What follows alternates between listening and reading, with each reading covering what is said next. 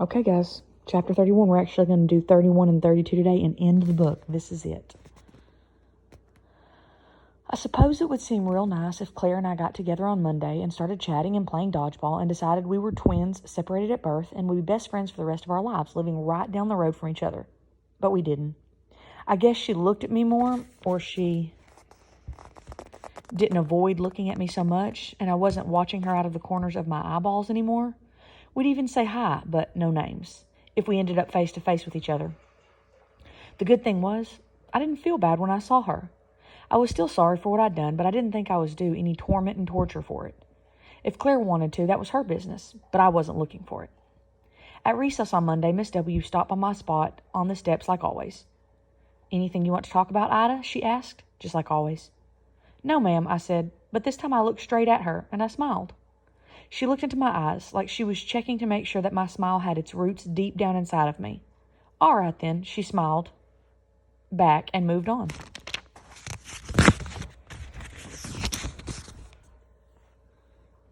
"Do you want to play dodgeball, Ida?" Ronnie asked me for the 114th time on the Thursday after Ida B's weekend of apologies. Now, I don't know why people like Ronnie keep on trying, especially with people like me who are so good at saying no, and it almost makes me wonder if the part of his brain that had a hard time learning the times tables had a hard time learning when to take no for an answer.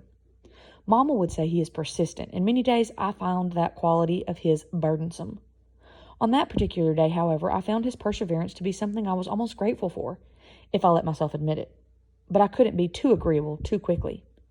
"Who's playing?" I asked. "Just about everybody. See them all over there?" "Whose team would I be on?" "You can be on mine if you want." "Is whipping the ball allowed?" I knew it wasn't because I'd been watching those kids play for weeks, but I was pretending to be weighing my options carefully. "No."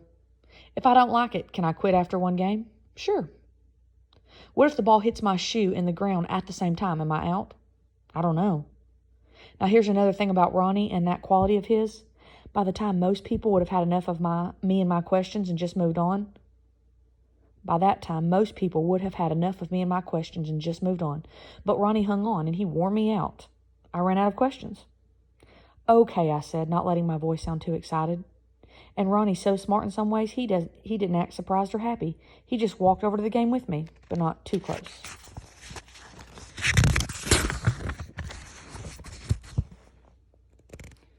And she got me out right away. Tina Politi did, because I'd never played dodgeball before, I guess. Something happened to me when I got out there, so I just stood there watching the ball come right at me and did nothing. It hit me in the belly, and I dropped to the ground, and Tina yelled, "You're out!" And I went and sat at the side of the lot until the game was over. But I did better in the second game, and by the end of recess, I believed I could grow to become a dodgeball player of great skill and fame. Last one. Friday night after dinner, Daddy was working in the barn, and Mama and I were doing dishes.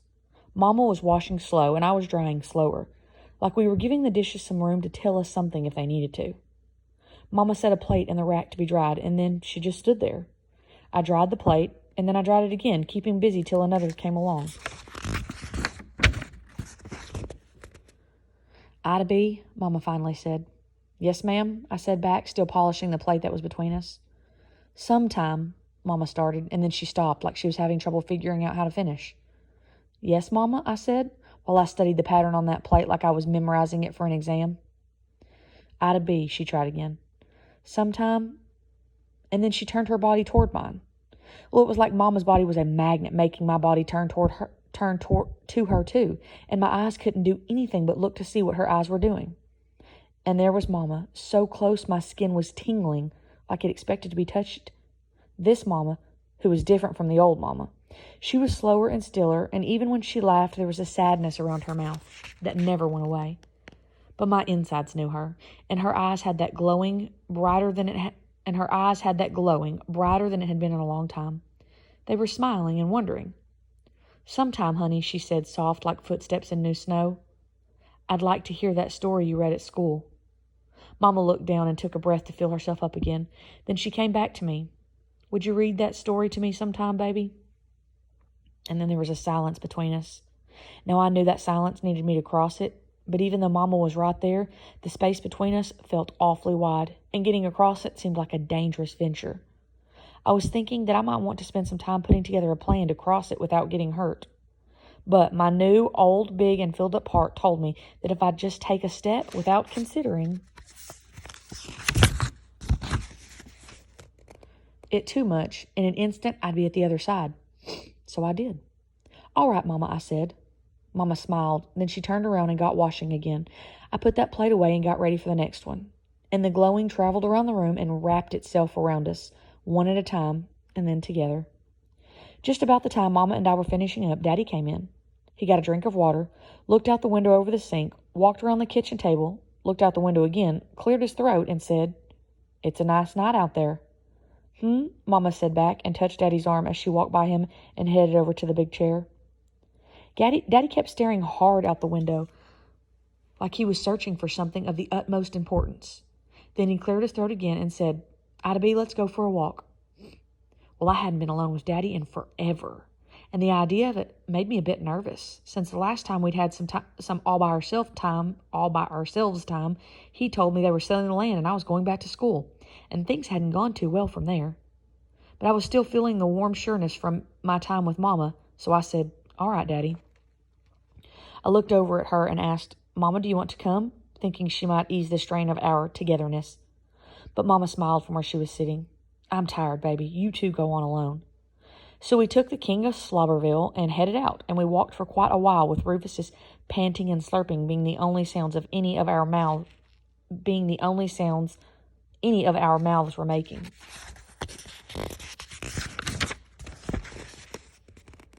When we got to the far end of the orchard, Daddy didn't look up at the stars.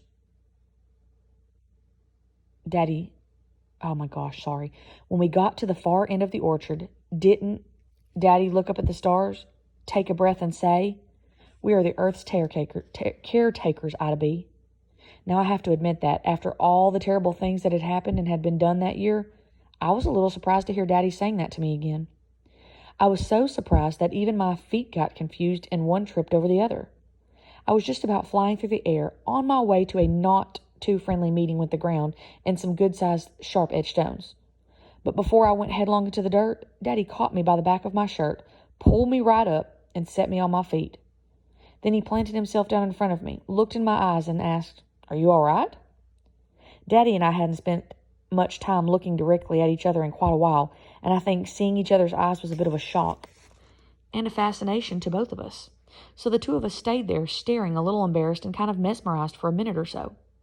And neither of us said a word, but I swear I heard my Daddy speak, like the old tree speaks. Not in words, but a feeling that went straight into my heart. But if I had to give that feeling some words, this is what I think it was saying. "I'm sorry." Well, it was like Daddy was just bursting with surprises, and this one was such a shock, I thought I might start falling over again, only backward this time. But the sadness and trueness in his eyes kept me standing straight and still, right there with him. And then I sent a message back to Daddy, not with words, just a feeling. But I let my body show him what my heart was telling him, just so he wouldn't miss it or get confused. I put my hand on his shoulder and I looked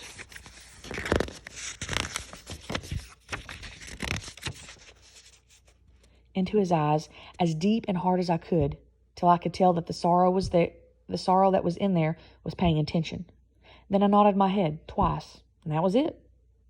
"All right then," Daddy said as he stood up, brushed off his pants that weren't dirty, and turned around so we were both facing home. We started walking again, Rufus leading, back through the orchard toward the house. And just as we came to the edge of the apple trees, I stopped and said, "Daddy?" He stopped too. "Yes, Ida B. I think the earth takes care of us." And didn't he rub his chin and look like he was pondering that thought? But not for quite as long as the last time we had that particular conversation.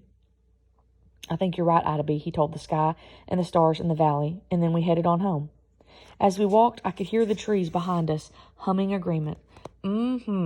And I could feel them doing something like nodding their heads, if they had heads to nod. I looked up at the mountain and saw the old tree glowing with the moon shining on it, and all of a sudden I felt filled up again, so that my heart might come up my throat. And I was thinking, how that you can come over you out of nowhere, and if it wasn't such a fine feeling, it might almost be frightening.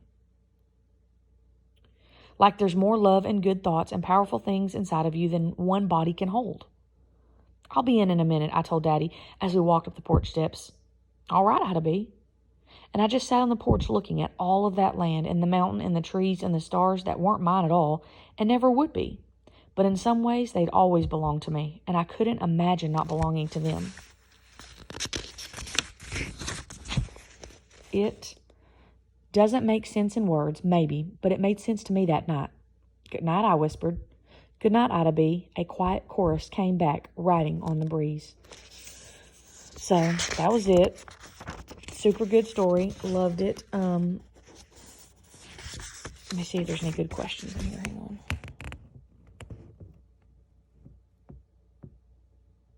Okay, well, I guess really we're at the end. Y'all don't want questions, do you?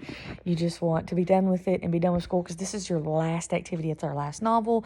Go take the AR test and keep reading, guys.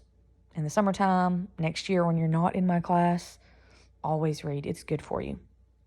Come get a book from me anytime.